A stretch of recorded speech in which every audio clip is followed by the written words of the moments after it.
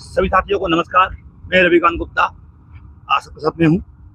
बाकी आज मैं क्या बोलूँ, शब्द ही नहीं है हमारे पास, क्योंकि आज जो पुलिस ने भोपाल में किया है वो सिर्फ और सिर्फ घर बैठे हुए जो हमारे साथी देख रहे हैं उनके कारण हो रहा है।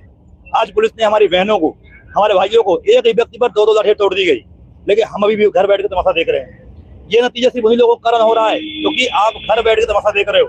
अगर संख्या वाला जहाँ पे होती तो शायद ये चीज नहीं होती।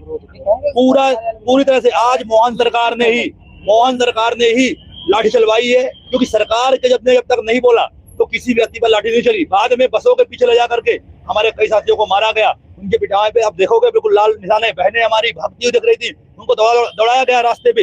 ये कितना शर्मनाक है। हम शिक्षक हैं, हम आपसे अपना अधिकार मांगने आए थे और आपने ऐसा किया। सर मोहन जी, ज्यादा घमंड मत करिए, क्योंकि अगर चाणक्य ने, आपको याद होगा, चाणक्य अगर जो शिक्षक होता है वो अगर आपको बिठा सकता है तो आपको गिरा भी सकता है। शिक्षा मंत्री जी का बयान देखिए, मतलब कुल मिलाकर के चारों ओर सिर्फ राजशाही चल रही है। सिर्फ और सिर्फ जो इनका लोकतंत्र की सरकार हत्या करती जा रही है। आखिर आप चाहते क्या हो? हम तो बोल रहे हैं कि आप मीडिया में आ जाओ, आप बोल दो कि जो भी महापंचायत के आदेश, जो भी महापंचायत में घोषणा हो, जैसे आपके प्रवक्ता, अभी मैं स्वराज में बैठा हुआ था डिबेट में, आपके प्रवक्ता सरासर झूठ बोल रहे थे कि हमने 25% का आरक्षण दिया है और ये आरक्षण हमें 2018 में मिल गया था। उनको याद ही नहीं, आपके प्रवक्ताओं को मालूम ही नहीं है कि आपकी घोषणाएं क्या हुई थी। आप कह रहे हो कि हमने इनको पूर्व से कार्य को रखने का नियम बना दिया है। भाई आपने बनाया, ये नियम कोर्ट ने बनाया है। हर जीत में आपके प्रवक्ता झूठ बोल रहे हैं। जितने मीडियम बैठते सब झूठ पे झूठ बोल रहे थे कि महापंचायत हमारे सीएम हाउस में हुई थी। अरे आपके प्रवक्ताओं को तो ये तक मालूम नहीं है कि लाल परेड में पूर्व मुख्यमंत्री ने करोड़ों रुपए खर्च करके हमें भोपाल बुलाया था और इसके बाद हमारी महापंचायत करवाई गई थी। कौन सा जिम्मेदार? हम मोहन यादव जी से अनुरोध करते हैं कि वो हमारी बात को सुने और हमारी बात को समझे और हमारी जो पीड़ा है उसको समझे। धन्यवाद।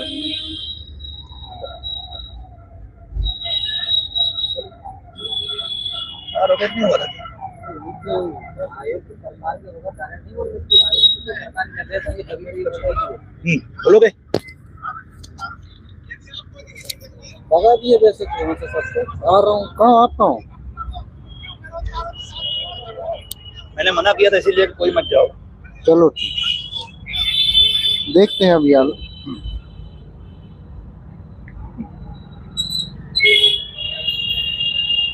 फिर हर बार की तरह इस बार भी जब पुलिस ने लाठीचार्ज किया तो आयोजक करता पहले ही गायब हो गया। सब क्यों? अब इस पे आरोप तो मैं किसी पे लगा नहीं सकता, क्योंकि पुलिस वालों ने झूठ बोल के बुलाया था उन लोगों को कि आपसे बात करनी है और इसके बाद हमारे साथियों को इस तरह से मारा गया।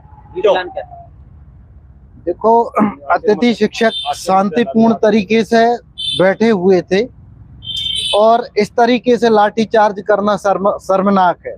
हमारी बहनों को, हमारे भाइयों को जिस तरीके से पुलिस ने बर्बरता से पीटा है, निश्चित रूप से अतिथि शिक्षक समन्वय समिति मध्य प्रदेश का एक अतिथि शिक्षक इस शर्मनाक हरकत का विरोध करता है। और मैं चाहूँगा कि मध्य प्रदेश के प्रत्येक जिले में कल सभी जिला स्तर पर जिला कलेक्टर को जाकर एक अतिथि शिक्षक को स्कूल छोड़ देना चाहिए, कलेक्ट्रेट में जाके बैठना चाहिए, कलेक्टर के माध्यम से ज्ञापन देना चाहिए कि सरकार के वादे थे, सरकार को हर हाल में पूरा करना चाहिए। सरकार यदि वादा खिलाफी कर रही है या जो वादे आपने अतिथि शिक्षकों से चुनाव पूर्व किए थे करने में असमर्थ है, मीडिया के माध्यम से माननीय मुख्यमंत्री जी सबके सामने आके बोल दें कि अतिथि शिक्षकों से जो वादे किए थे वो पूरा नहीं कर सकते, हम असमर्थ हैं। कोई विरोध नहीं करेगा, बिना किसी विरोध के हम अपने कार्यक्रम को यहीं रोक देंगे। कभी आपसे ना तो भोपाल में ना जिला स्तर पर अपनी मांगों को पूरा करने के लिए नहीं बोलेंगे। यदि आप मीडिया के सामने आके ये नहीं बोलते, निश्चित रूप से आपकी सरकार ने वादे किए थे, आपसे ही मांगेंगे। हम अतिथि शिक्षक हैं, मध्य प्रदेश सरकार हमारी है और हम आपसे अतिथि शिक्षकों के साथ न्याय चाहते हैं। आपको न्याय करना चाहिए, आपको उनका भविष्य सुरक्षित करना चाहिए। आखिर लाठीचार्ज क्यों? लाठीचार्ज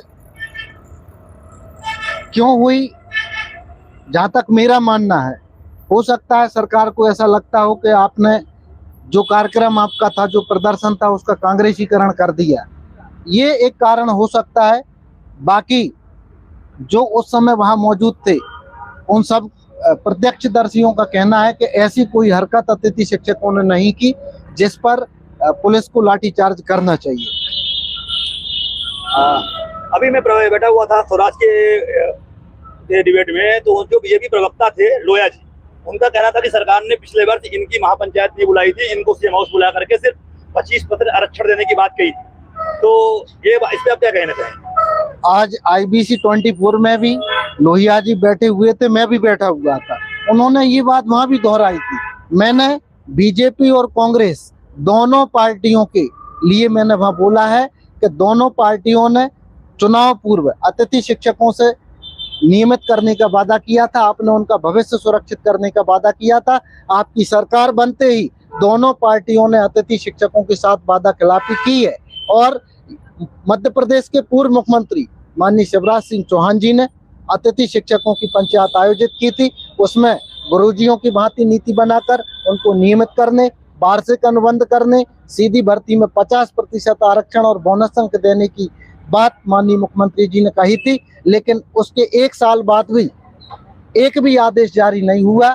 इसलिए अतिथि शिक्षकों में आक्रोश है, अतिथि शिक्षक नाराज है। हर हाल में अतिथि शिक्षकों के हित में नीति बनना चाहिए, उनका भविष्य सुरक्षित होना चाहिए, क्योंकि आपकी सरकार के वादे थे, आज भी आपकी ही सरकार है। अगर आज एक चीज और देखने को मिली, यहाँ पे आरोप लगते हैं कि बीजेपी और कांग्रेस, एक संगठन बीजेपी के लिए काम कर रहा है, एक संगठन कांग्रेस के लिए काम कर रहा है। आखिर संगठनों में फूट क्यों? सबसे बड़ा तो मेरा खुद का सवाल है, चाहे कोई भी, मैं किसी का भक्त नहीं हूँ, यह सवाल यह है कि आखिर फूट क्यों? आखिर क्या कारण है कि इतना अच्छा आंदोलन जमने के बाद 10 तारीख का अच्छा आंदोलन हुआ, बाद में टूट फूट हुआ? कौन है इसका कारण? स्पष्ट तौर पर मैं इसका जवाब चाहता हूँ। स्पष्ट रूप से आपको बता देता हूँ। जहाँ तक व्यक्तिगत मेरा मामला है, आज तक ना तो मैं भारतीय जनता पार्टी का सदस्य हूँ, ना कांग्रेस का सदस्य हूँ, या ना किसी अन्य पार्टी का सदस्य हूँ। जिस दिन से अतिथि शिक्षकों की लड़ाई हमने लड़ना शुरू की है, हम निष्पक्ष रूप से अतिथि शिक्षकों के हित में काम कर रहे हैं, अतिथि शिक्षकों के लिए संघर्ष कर रहे हैं। किसी भी पार्टी से हमारा कोई लेना देना नहीं है। और चाहे सरकार बीजेपी की रही हो, चाहे कांग्रेस की रही हो, हमेशा अतिथि शिक्षकों की मांगों को प्राथमिकता से रखा है। अतिथि शिक्षकों का भविष्य सुरक्षित करने के लिए लड़े हैं और आज भी लड़ेंगे। रही बात संगठनों में फूट की, सभी कर्मचारी वर्गों में कई गुट होते हैं, लेकिन जब अपने हित की बात होती है, निश्चित रूप से सभी संगठन एक मंच पर आते हैं। अतिथि शिक्षकों को भी एक मंच पर आकर अपनी लड़ाई लड़ना चाहिए, और जब एक मंच पे आके आप लड़ाई लड़ेंगे तो जीतेंगे। यदि हो सकता है दूसरे संगठनों के जो वरिष्ठ साथी हैं या दूसरे संगठनों के जो पदाधिकारी हैं, उनको कुछ गलत फहमियां हो कि हम भारतीय जनता पार्टी से मिले हैं या कोई कांग्रेस से मिला है, ये गलत फहमियां हो सकती हैं। इनको आपस में बैठकर हम दूर कर सकते हैं। यदि कोई ऐसी बात आती है, आप व्यक्तिगत, मेरे मामले में बात आती है, आप मुझसे संपर्क करें। आपके मामले में कोई बात आएगी तो हम आपसे संपर्क करेंगे, और जो भी गलत फहमियां उनको दूर करेंगे, मिलकर लड़ेंगे और जीतेंगे। महासंघ का भी घिराव हुआ, आरोप आप पर ही लगते हैं। आज भी कुछ लोग सड़क पे हंगामा कर रहे थे, स्पष्ट तौर पे कहा गया कि सुनील परिहार द्वारा ये हंगामा करवाया जा रहा है, ये विपक्ष का है, इसलिए व्यक्तियों को भड़का रहा है, ये नहीं चाहता व्यक्तियों को भला हो। इस पर क्या टिप्पणी है? सुनील परिहार अतिथि शिक्षकों के लिए पहले ही आपने आमंत्रित किया कि आप अतिथि शिक्षक समन्वय समिति इस प्रदर्शन में सादर आमंत्रित है। चूंकि अतिथि शिक्षकों के हित का मामला था, इसलिए हमने सिर्फ समर्थन पत्र आपको लिख के दिया और शांतिपूर्वक एक आम अतिथि शिक्षक बनकर इस कार्यक्रम में आए थे, और आखिरी तक इस कार्यक्रम में आम अतिथि शिक्षक बनकर हम बैठे रहे। चूंकि IBC 24 का 8:30 बजे का समय हमारा सेट था, 5 मिनट पहले उठ के हम वहां से गए थे। इस 5 से 10 मिनट के बीच ऐसा क्या हुआ वो मैं नहीं कह सकता, लेकिन मैं बोल के भी गया था कि 20 मिनट में वापस आ रहे हैं, और हम आए भी। लोगों ने बताया कि पुलिस ने लाठीचार्ज कर दिया। यदि पुलिस ने लाठीचार्ज किया है, बिना किसी कारण के किया है, तो ये शर्मनाक है। पुलिस प्रशासन को अतिथि शिक्षकों के साथ इस तरह की बर्बरता नहीं करना चाहिए। मध्य प्रदेश सरकार यदि ये चाहती है ये समझती है कि आप लाठियां मारकर, आप FIR करके अतिथि शिक्षकों की आवाज को दबा सकते हो, तो आप इसको बिल्कुल भूल जाएं। अतिथि शिक्षक दुगनी ताकत के साथ जिलों में प्रदर्शन करेगा, फिर भोपाल में प्रदर्शन करेगा, जरूरत पड़ी तो दिल्ली में जाकर भी अब हम सरकार की वादा खिलाफी के खिलाफ में प्रदर्शन करेंगे। आगामी रणनीति आप संगठन क्या करें? सबसे पहले आज जो लाठीचार्ज हुआ है मध्य प्रदेश के सभी जिलों में, जो अतिथि शिक्षक साथी भोपाल नहीं आए और जो आए आज वापस यहाँ से जा रहे हैं, कल एक एक अतिथि शिक्षक स्कूल छोड़ दे और जिला कलेक्टर के यहाँ जाकर राज्यपाल के नाम ज्ञापन दे। अतिथि शिक्षकों से सरकार ने वादे किए थे, अतिथि शिक्षकों के साथ सरकार ने नीति बनाकर नियमित करने का वचन दिया था, और आज आपकी सरकार है। सरकार बनने के 1 साल बाद भी आपने वादे पूरे नहीं करे, उनके आदेश जारी नहीं किए। अतिथि शिक्षक नाराज है, अतिथि शिक्षकों में आक्रोश है।